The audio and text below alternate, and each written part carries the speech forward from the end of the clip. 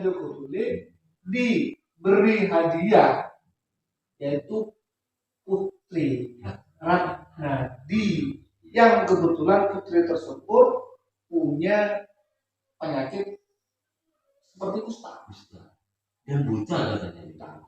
Bukan hadiah mobil, Pak. Tidak ada pajero, tidak ada showroom mobil, tidak ada dealer, yang ada dealer dukan. Kalau BJS mobil, Pak. Mungkin masih belum ada kertasnya. Gak bisa diundi. Nah, ternyata Dewi Ratnati dibawa pulang, bahkan banyak dalam perjalanan pulang kisah-kisah menghasilkan sumber banyak juga kan, aing bener dan sebagainya, sampai ada tongkat yang ditancapkan keluar sampai bisa bulat kembali. Jadi banyak kisah-kisah tempat-tempat yang namanya dilihat di Joko Tule untuk mungkin kayak ini tongkatnya. Nah, oh ini tongkat ini. Itu punyanya Nunjuk. Jadi itulah apa kisah ritual Joko Tule yang memang sengaja disembunyikan, disimboliskan sehingga perlu pemahaman. Jadi sejak zaman Joko Tule dan Pokerlang sebenarnya memang pantas Sumeneb itu mendapat julukan kota keris mungkin bukan makin lagi karena dari sejarah gitu dan sampai saat ini di daerah Sumeneb itu produk rumahan berupa keris itu di daerah Soroki, tepatnya di desa Ingkong-Tonggorongan. Bahkan Empu Supo itu yang membuat Kaisang Kelak, itu iparnya dari Sunan Kalijogo. Itu katanya berguru sama Empu di Karangtua Sumeneb ya. Luar biasa. Saya punya teman Pak Boy, orang Mojokerto, yang notabene-nya orang baik kan. Setiap beliau ke Sumeneb pasti ngajak kasta tinggi. Jadi Islam saya nanya, kok kasta tinggi terus? Beliau bilang, saya mau ngaji di Asta, karena kalau tidak ada Sumeneb tidak ada Majapahit. Berarti cikal bakal Sumeneb, cikal bakal Majapahit tidak ada Sumeneb. Versi beliau, mungkin dari kita tadi. Jelas, karena apa? Tanpa ada jasa Joko Tule, Arya Wiraraja yang lebih sepuluh lagi. Tanpa ada jasa Arya Wiraraja, itu kan jasanya Joko Tule ketika membangun itu gerbang. Sebelum ada Majapahit, Arya Wiraraja. Jadi ketika pertama Singosari runtuh, Kertanegara runtuh karena diserbu Jaya Katuang. Kemudian Raden Wijaya itu melarikan diri. Raden Wijaya melarikan diri ke Arya Wiraraja. Ke Sumeneb Arya Wiraraja. Jadi Arya Wiraraja itu yang mengatur taktik. Sudah, kamu kembali lagi ke Jaya Katuang, kemudian kamu pura-pura menyerahkan diri, kamu pura-pura setia kepada Jaya Katuang. Berangkat lagi Arya Wiraraja ke Jaya Katuang. Kemudian dia diberi hadiah hutan tarik, dibabat sama Arya Wiraraja jadi hutan tarik. Pasukan Tartar yang datang kemudian dari Cina, kemudian dimanfaatkan Arya Wiraraja untuk menyerang Jaya Katuang. Taktiknya luar biasa, taktiknya Arya Wiraraja. Nah, untuk membabat hutan tarik itulah Arya Wiraraja mengerahkan orang-orang Madura, karena Arya Wiraraja ada di Madura. Dikerahkan orang Madura untuk membabat hutan tarik.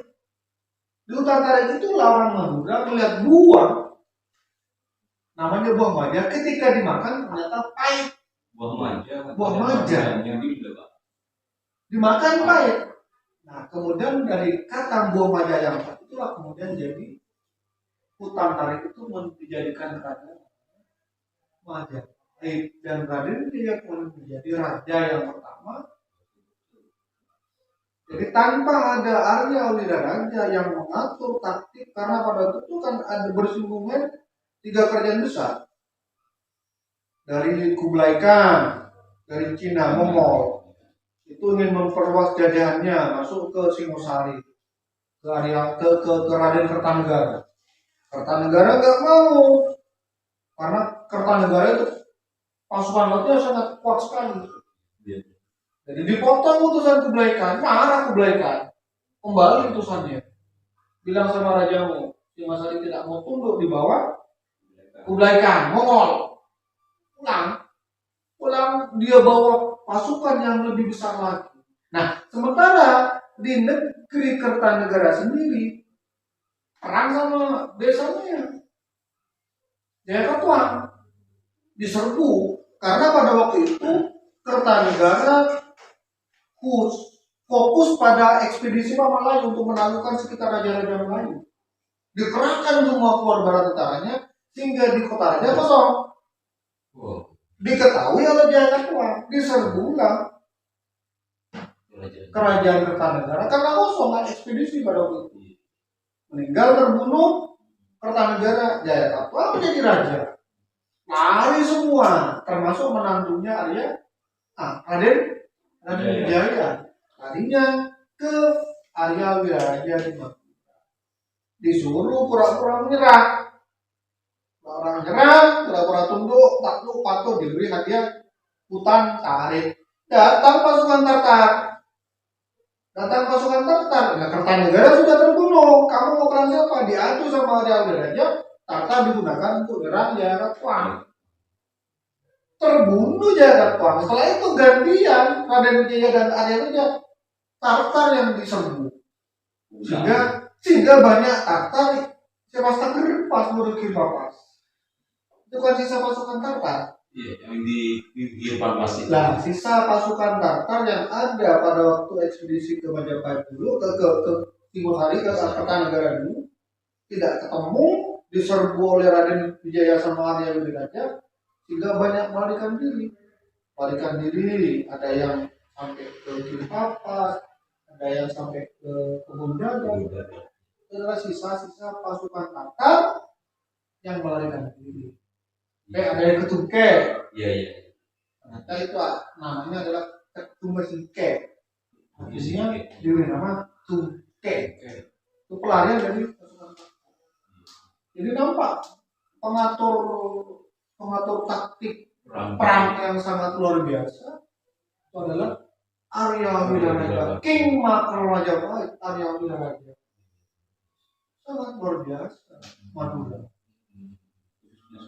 Sumenep. Apa tadi? Pak, sudah sip. Ada pertanyaan tadi itu. Yang tadi terbang. masyarakat kita masuk ke Ya, karena ini berhubung malam. Iya. Lah. Lanjut episode selanjutnya bersambung. Berhubung malam juga Pak, kami mohon diri. karena ditunggu teman-teman. Kemana ini ceritanya? Kayak keburu. Masih belum diminum Pak Guru ini. Sudah. Minuman airnya. Biar saya Soalnya kopinya tinggal ini satu botol ini. Nanti habis kalau dibagi-bagi ini ceritanya. Tak minum dia. Terima kasih. terima kasih sama-sama. Atas silaturahimnya ke tempat kami. Semoga apa yang menjadi harapan dan keinginan dari Pak Guno dan Pak Yudo ini bisa tercapai. Oke, jadi nanti sepedanya sudah hidup. Terima kasih. Iya. Assalamualaikum. Waalaikumsalam.